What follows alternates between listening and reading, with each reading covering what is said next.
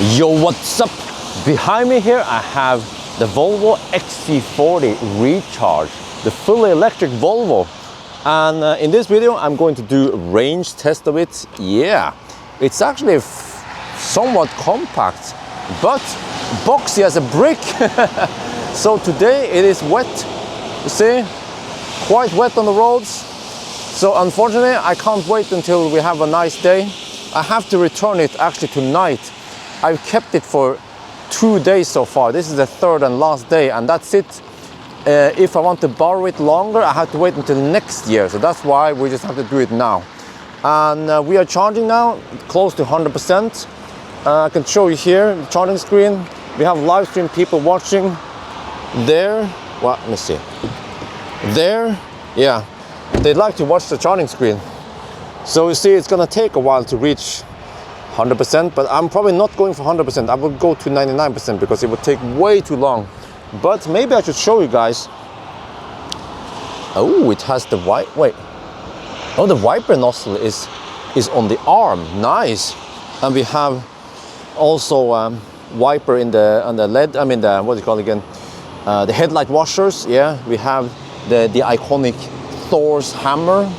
Yes, hammer time. The front here has been covered. We don't need it, so they have just, yeah. This car was born fossil, not born electric, so that's why it looks like this, because it's, for example, in the back here, you will also have a transmission hump for the all-wheel drive system. You see here, let me show you. There, you see, there's a hump there. Oh shit, oh no, one of my shafts, put it back there. We have okay space here, you see. Also have panorama roof. I close it now. And in the back we have kick sensor. Whoosh. Yeah, like a boss. And then yeah, I took out this cover and then suddenly I can't fit it back in again. So I'm just gonna return the car like this. Sorry Volvo, I don't know how I mess around with that one. And look here, what is that? Click on it. It's Anhängerkopplung, yeah, alles gut. And then click once again. And it will be like this, and then you just have to, oh yeah. And then you can do a kick like this, a capoeira kick. And then it closes. Nice. So you get all this nice equipment for about 500, 550K, depending on how you spec it. So it's not that expensive. Its price is comparable to a Tesla or Polestar, I guess, or maybe e-tron 50 or I-Pace EV320. So let me show you interior. It's Volvo, Swedish Volvo quality. Yeah. Huh? Do you like that shit? Huh? Look at those seats. And these seats, they are way more comfortable than the Polestar seats. Polestar seat just makes you sweaty, but it has lots of Polestar elements, or actually the other way, Polestar gets lots of elements from Volvo, but this car is equipped with Harman Kardon speaker system, and it's freaking awesome. I listened to it, sounds incredible. What is not so incredible is the consumption. This car is a brick, so it is super thirsty. So right now we are waiting for 99% something, and we will do the 90 kilometers per hour test on it. Okay, it's been 56 minutes since we started charging. So you see, 12:46. The car estimate we will finish charging in 1 hour. So now we're not hanging out there for 1 more hour. I'm done doing that. So if you see outside, oh, let me. Oh shit! Try to focus there. Oh, I can do this. I can do this. Oh yeah, like a ninja. And then to take it up again. Now I can have it open.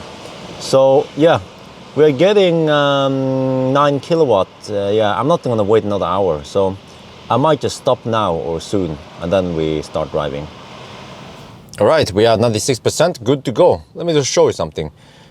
A feature about this car, every time I start the car, it will default to steering wheel heater 1 and seat heater 1, but I don't want it. I haven't found a way to disable it. But let me show you now. Do you want to see the most laggy infotainment system?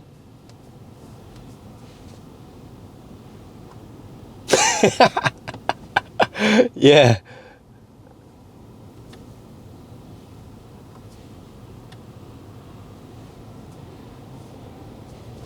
Oh, ah, shit.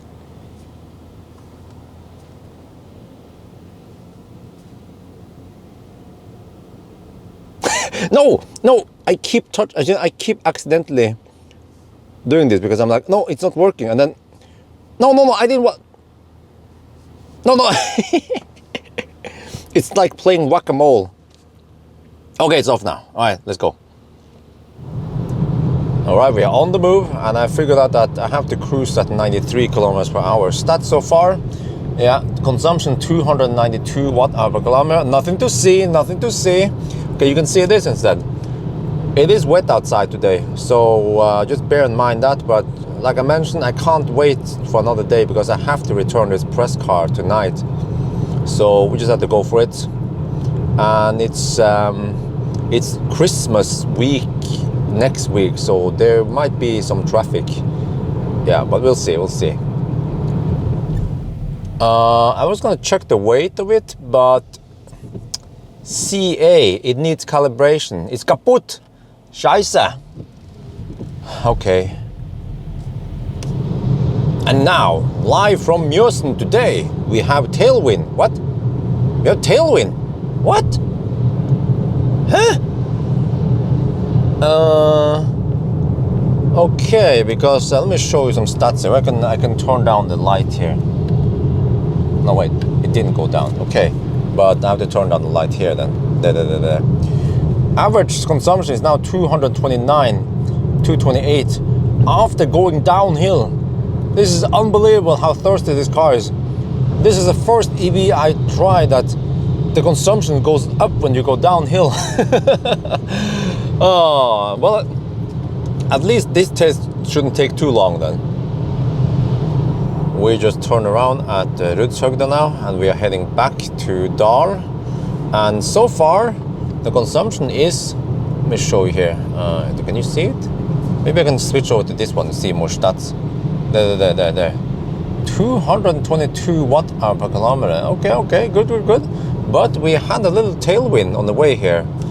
So now we have to face the wind on the way back. But at this point, if you have 221 consumption, then it shouldn't be more than 230 maybe. And I remember e-tron had 250 in winter consumption.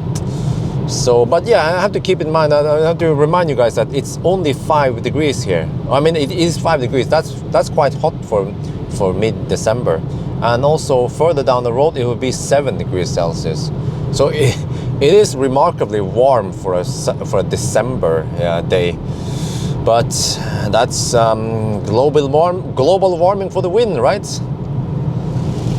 We are now back at Dal. Yes, it's raining cats and dogs here, but look at the consumption. And oh shit, I think I was. Oh, let's flip mode here. So we have to look at distance here. Okay, it's too dark. Sorry guys, I have to a little bit there. 180.6 seems like this car is underreporting slightly. Yeah, it's supposed to be 182 or something.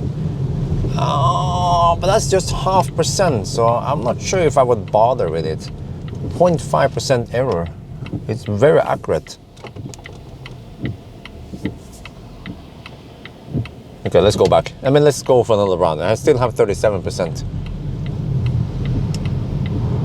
All right, we are almost done. We're gonna YOLO it.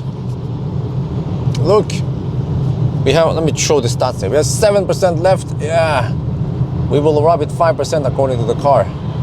Oh, so it's getting quite busy outside now. It's 4 in the afternoon and we have lots of traffic.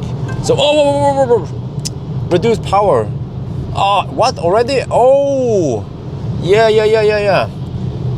Turtle mode kicked in at 7% now because the battery is colder. All right. And the funny thing is that once this happens, okay, let me show you here, then I cannot use cruise control. You see, it's just unavailable. I cannot use cruise control.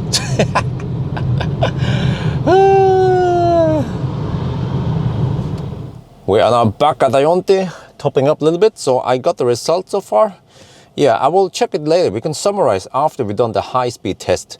So now what I have to do is I have to charge a little bit, and then we're gonna yo-yo because the battery is somewhat cold. That's why we have turtle mode already at 7% and not 5% like yesterday. So the battery is cold, so we need to charge to about maybe 20-25%, and then we have to drive a little bit to heat up the battery. So I think I will also drive to that other scale we have near Gardermoen then. Oh yes, let's check the weight. Front axle. 11, come on, make up your mind. 1180, okay. The whole car. What? 2,300. Okay.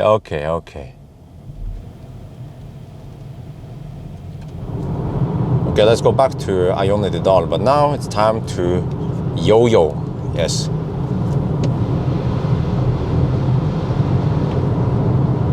Okay, this method will build up heat quite quick. And it sucks a lot of power also, lots of energy. Oh, but that's the way to activate some heat in the battery. Yeah, we've been camping here for over an hour. We did a charging session. It's 6 in the evening now. So now I will attempt the high-speed run. And my concern was that there would be too many left lane huggers. At 6, I think it's getting slightly better. So we just have to go for it. My concern is that people will be hugging the left lane, blocking me from driving 120. But yes, so we can check out now. The Volvo, I recorded charging to 90% and it has charged a little bit past it. I've gone to the restroom, we are 93. So the plan is we will drive to the north, to the northmost point that we usually go and back again. That would be 182 kilometers. And we should be able to empty the battery within 182 kilometers. So let's do the final preparation and then off we go. We are on the high-speed run now. We've been driving for a while. So we have to cruise at 124 kilometers per hour. And so far we have a consumption of 306. There could be some losses there. Well, actually there are some losses. I'll calculate again how much it is. It should be about 4% heat loss. That is not shown here. So just want to show you that it is pouring down. Earlier we had, okay, not too much rain, but it's wet, and then in the wet road, the consumption will be higher, usually 10% higher. We are back at the starting point, and now let's take a look at the stats. So in the low speed test, we managed to get about 313 kilometers of range. Okay, not too bad. I mean, it was kind of bad weather today, but not too cold, about 6-7 degrees Celsius. And then I measured 72.9 kilowatt hour available capacity from 100 to 0. And that also corresponds with what I found with Polestar. So this one has supposedly the same battery as Polestar. So it seems like it also charged more or less the same as Polestar. And then in the high-speed test, I started with 93%, I ended up with 11%. And then when you look at the numbers, it could seem like we have only 227 kilometers of range. And then based on the numbers here, it looked like we have 73.2 kilowatt hour, and that does make sense because when I measured it yesterday during a 1,000 kilometer challenge, I estimated it to be a little over 70 kilowatt hour, about 70.3 or something, and that corresponds with many other measurements I did with Polestar at higher speed or higher load. So the only explanation I have here is that the percentage state of charge seems to be a bit incorrect. Like yesterday when I did 1,000 kilometer challenge, I drove from home and I didn't drive many kilometers, and suddenly it went from 100% to 98% quite quickly. And then when I charged it, it didn't go back to 100%. It was staying at 98%. So I feel like this battery, this BMS, is not displaying percentage correctly, and my method depends on trusting the percentage to be 100% accurate, and that could explain it. We have actually 2 round of error points in the start and the end state of charge, which probably explains why this measurement is a bit weird. So I think I will actually I will check again the values from the 1,000 kilometer run, and I can use that one. So yeah, anyway, I think that should be it then. What should I say about this car? I think many people want to know, should I go for this one? What do you think about the Volvo versus the Polestar?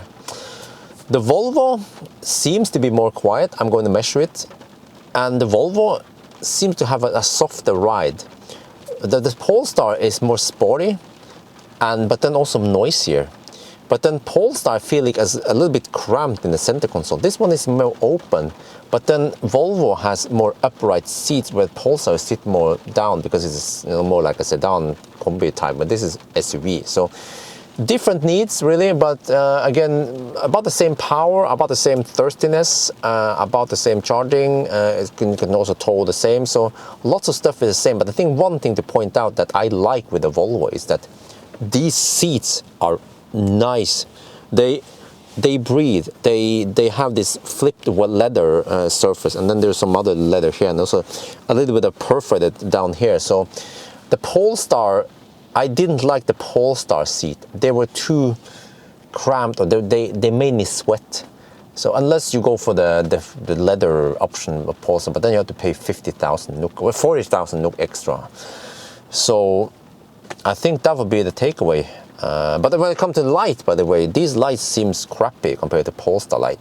I'm not sure if you can buy better adaptive lights. This is just on and off. It turns, but it doesn't do the LED matrix like the Polestar light. So, in the other day, you have to check the specs for these two cars and figure out which car you want to go for.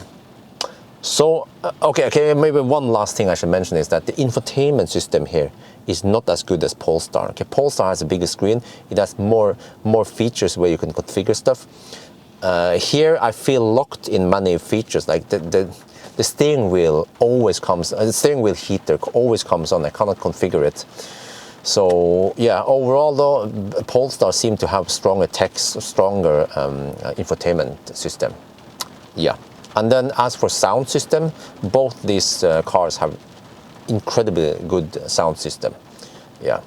So then, I think that's going to be it for now. I hope you guys enjoyed this video. As always, thank you for watching, and talk to you later.